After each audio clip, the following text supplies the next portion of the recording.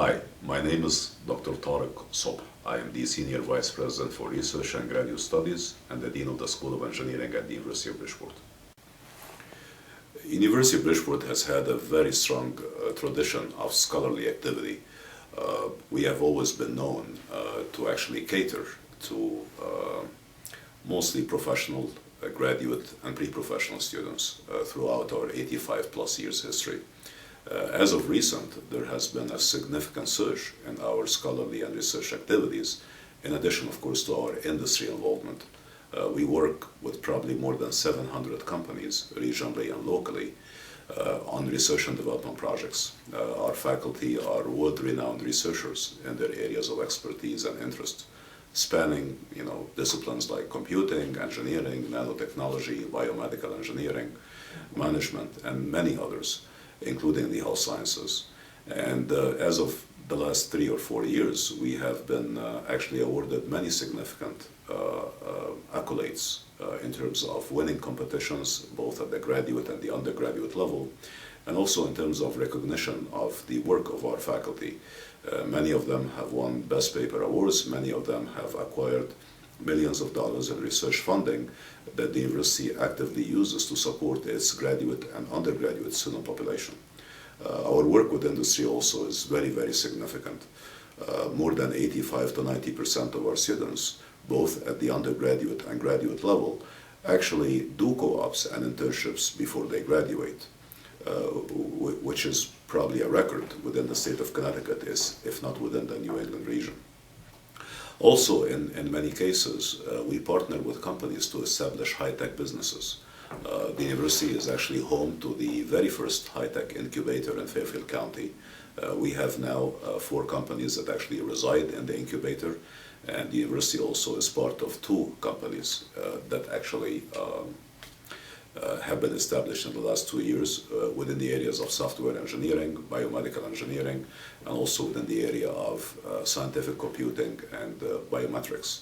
And these companies provide an exceptional venue for our undergraduate and graduate students to actually work and do very significant work and also acquire intellectual property rights before they graduate, which is very significant for our population. The University of Bridgeport faculty and scholars and residents are actually very well known in the areas of engineering, computing, business, health sciences, education, and several other fields. We are very well known for doing original research within the areas of biomedical engineering, within the areas of interdisciplinary engineering paradigms like nanotechnologies and intellectual property management and biomedical engineering, and also in areas like gaming, and also in other areas in mechanical engineering like biomechanics, also in biometrics, which is the research that crosses the disciplines of electrical engineering, sensing, control, and computing. The university actually is home to several very well-known research labs. A good example would be our robotics, intelligent control and sensing lab, what we call the RISC lab, which is probably one of the top 10 or 15 robotics labs in the world.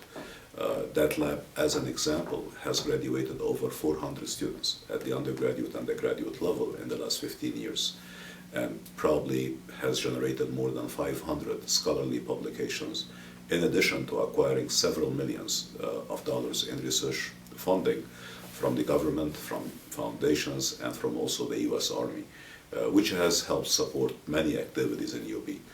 Also, we have very strong and very well-known labs in the areas of wireless and mobile computing, in the areas of software engineering, and also in the areas of sensing and biometrics. If you talk to colleagues in the region or even nationally and internationally, the very first thing that would jump to their mind when they hear the University of Bridgeport is probably our innovation in interdisciplinary programming. We are very well known for crossing disciplines and for designing new and innovative programs, both at the undergraduate level, at the graduate level, and also via distance learning within areas that cross boundaries between disciplines. Crossing the boundaries between, for example, engineering and business, we have a very distinguished program in technology management at both the master's level and the PhD level. That program is a great example of an interdisciplinary program that actually trains students within the area of intellectual property management, biotechnology management, entrepreneurship, and venture creation within the high-tech area, and it's a very well-known program. Within the area of mechatronics, control, and sensing, we have laboratories and we have projects in which students and faculty work from the schools of arts and sciences, from the School of Engineering, and also from the health sciences, designing amazing interdisciplinary programming, which is a terrific learning experience, not only to produce very high-end scholarly work and academic output, but also it trains them for the real world. In many cases, the economy has changed in the last several years. The times when companies were okay with hiring graduates and training them for a year or two before they become productive as scientists or engineers or business professionals or education professionals are long gone. Companies expect graduates to be productive from day one. And this is something that we are very well known for. We train students not only in theory and simulation, but we also have amazing world-class laboratories, and we also have very strong co-op and internship programs that provides them with real-world experiences before they graduate. That's why it's really easy for them to get jobs even before they finish their degrees. I always talk with my colleagues, and one of the questions that I typically get asked is, what is the percentage of students that you graduate and find a job within 3 months, let's say, of graduation? And I always laugh when I hear that question because, a huge percentage, close to 90% of more of our students, get these jobs even before they graduate because of the experiences that they have, working with companies and real projects while they are on campus. So we're very proud of that. Online programming plays an amazingly crucial role in our university. It's part of our outreach strategy, it's part of who we are, it's part of the international global character that UB has enjoyed over the last many years. We've always been known to be an international university through our programming and joint ventures and collaborations with many universities and entities overseas. And online programming plays a very significant part of this because it helps us extend our outreach to several constituencies, both within the US and out the US, who would benefit from the specific type of programming we do at the University of Bridgeport. Given our industry collaboration and the kind of work we do with industry, it is actually the case that many of our students are professionals who work full-time, either in the US, regionally, locally, nationally, or even overseas. And they typically see significant value to getting the training and education that we provide through our very interdisciplinary and innovative programming. Having the online piece within the mix of programming that we offer is crucial to this particular set of students because they can enjoy the best of both worlds.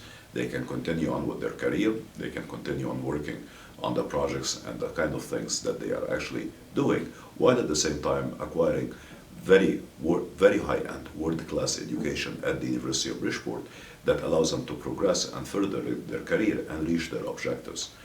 So this is a very crucial element in the portfolio of programming and innovative interdisciplinary work that we do.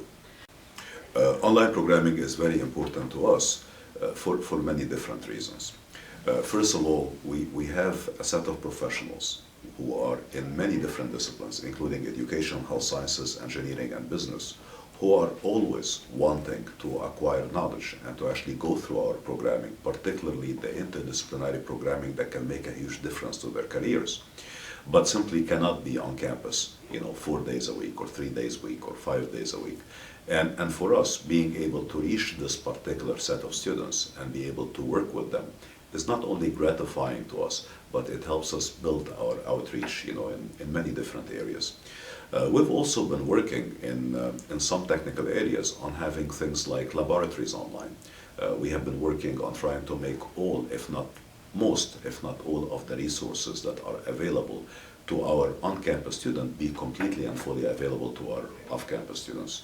I can't tell you, how many stories that I've heard from students, both in the US and outside the US, who, after having finished the class, told their professors and their faculty that they have felt that they are on campus, They can use the same equipment as the on-campus students. They interact and attend office hours and ask questions to their faculty, same as the on-campus students. And furthermore, I think the icing on the cake is when they actually graduate, because they always come to the campus and walk with their colleagues and see the physical plant and are able to meet the professors that they have been talking with and consulting with for the last few years, and have a sense of belonging. And we are very, very proud of that. So, as I've mentioned before, UB is very well known for its engineering and technology and, in general, STEM programs. And in the last few years, the reputation of the school has dramatically increased in these particular areas. As of now, the School of Engineering, as an example, has actually the highest number of graduate students within the state of Connecticut. As a matter of fact, we are only second in New England in terms of the number of graduate students that attend our various engineering programs. And the engineering community has taken notice of that in the last several years. As an example, the American Society of Engineering Education, once every 5 to 6 years, organize a very large conference, and that conference actually covers all the schools of engineering within the eastern US, plus also Canada, which is typically about 1/3 of the schools of engineering in the country, 120 or so. And actually, in this particular cycle, University of Bridgeport has been chosen to actually be host to the American Society of Engineering Education Zone Conference, which we are very, very proud of. The conference actually is starting in a couple of days from now, and it will be home to approximately 1,200 visitors who are faculty and students, both undergraduate and graduate, and also many of our industry partners who will be in UB, both to present their work, cutting-edge research in various engineering and STEM disciplines, and also to attend several workshops and tutorials and panel discussions, and hear very distinguished speakers who will be speaking throughout the weekend. So we are very pleased, and we are hopeful that UB will be actually home to many such events in the future.